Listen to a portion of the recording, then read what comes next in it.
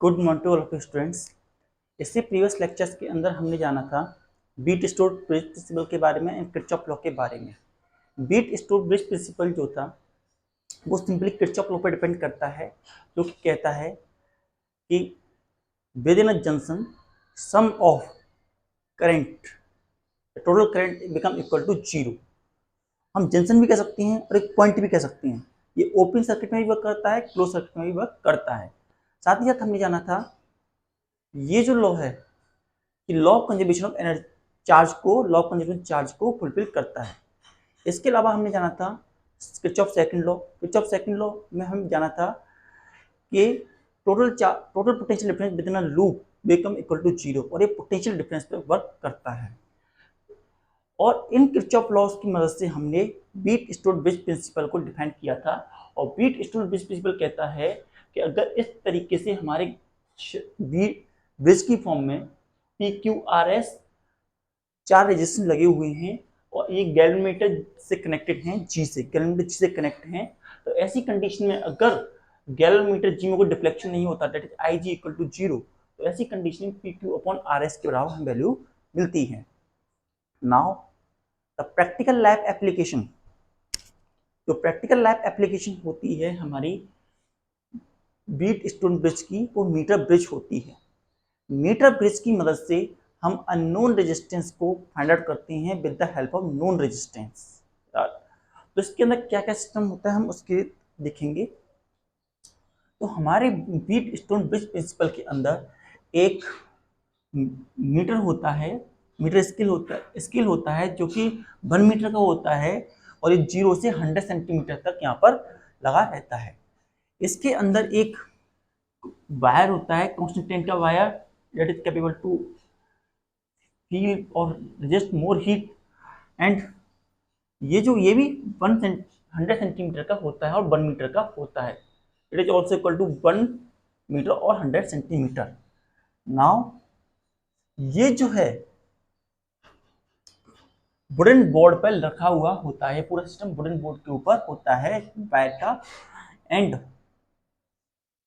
यहां से होता हुआ एक सर्किट, इलेक्ट्रिक सर्किट जो कि हमें इलेक्ट्रिक सप्लाई प्रोवाइड करता है, वो कनेक्ट होता है, जिसके अंदर बैटरी होती है और साथ साथ एक की होती है। यहाँ पर हमारे पास एक दो रेजिस्टेंस भी होते हैं, एक नोन होता है जिसे हम रेजिस्टेंस बॉक्स कहते हैं, रियोस्टेट भी हो सकता है और वेरिएबल रेजिस्टेंस भी हो सकता है।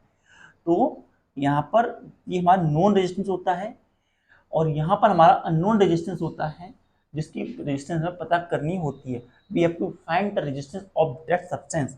इस सब्सटेंस की हमें रेजिस्टेंस पिक आउट करनी होती है। तो जब और साथ साथ हमारे पास ये होती है जॉकी। ये जॉकी जो होती है स्लाइड करती है हमारे मीटर स्केल पर और एक कॉन्स्टेंट वायर के अराउंड। ये जो होती है जॉकी, जॉकी के साथ कनेक्ट होता है गैल्वेनोमीटर।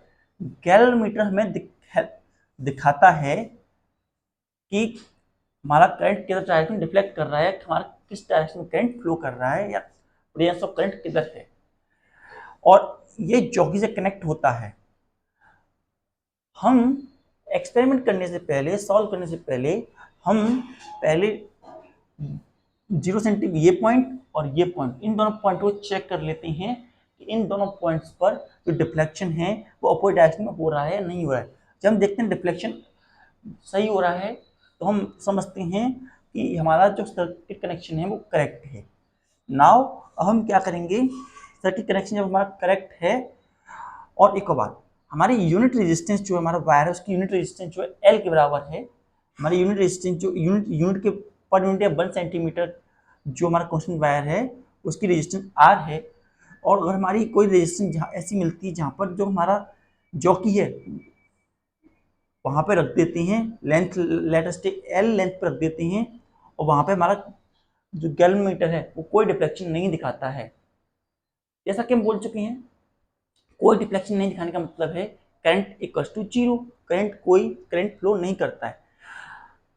तो इस सब चीज़ों को हम फॉर्मेट वाइज समझते हैं एक बार, कि हमने एक अपनी सर्किट एक्सटर्नल सर्किट को कनेक्ट किया, स्विच को ऑन किया, हमने एक अननोन रेजिस्टेंस लगाया और नोन रेजिस्टेंस हमने यहाँ पर रखा लाइक रेजिस्टेंस बॉक्स में से हमने कुछ कीज पिक आउट कर ली। इसके बाद हमने यहाँ पर जॉकी को रखा पहले, फिर यहाँ पर जॉकी को रखा, तो दोनों इधर और इधर डिफ्लेक्शन दिखा रहा है, अपोजिट डायरेक्शन डिफ्लेक्शन दोनों का दिखा रहा है। डिफ्लेक्शन चेंज हो सकता है on the basis direction of current, current direction क्या है इसके बेसिस पर, ये इधर भी हो सकता है इधर भी हो सकता है, डिपेंड करता है हमने करंट डायरेक्शन क्या लिया है। तो अब हमने इस चौकी को लेकर के जो गैल्वेनोमीटर से कनेक्ट है उसे यहाँ से यहाँ स्लाइड करना स्टार्ट किया, वी स्टार्ट स्लाइडिंग इट।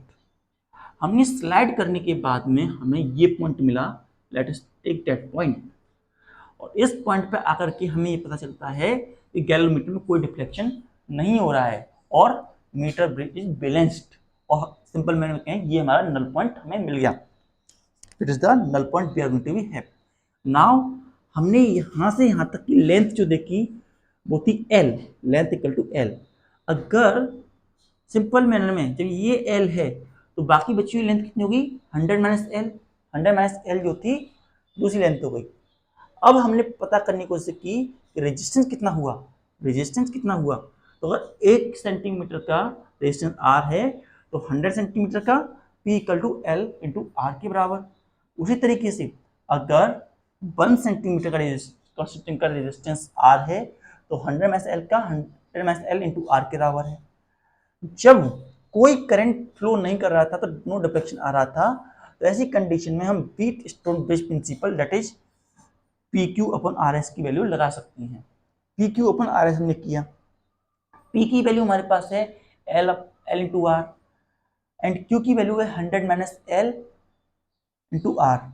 जब हमने पी और क्यू की वैल्यू रखी तो एल में से एल कैंसिल हो गया और एल 100 माइनस एल, और हमारे पास वैल्यू बनती है इस तरीके से।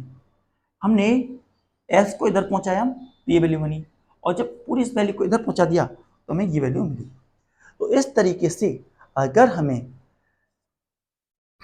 एल की वैल्यू मिल जाए, वेयर नल पॉइंट मिल जाए जहाँ पे एल की वैल्यू जो जहाँ पे रखने से करंट का फ्लो जीरो हो जाता है और डिफ्लेक्शन नहीं होता गैल्वेनोमीटर के, वो पॉइंट मिल जाए और उसकी लेंथ मिल जाए, यहाँ से यहाँ तक की लेंथ मिल जाए और यहाँ से यहाँ तक की लेंथ मिल जाए, और हमें रेजिस्टेंस बॉक्स पता ही है।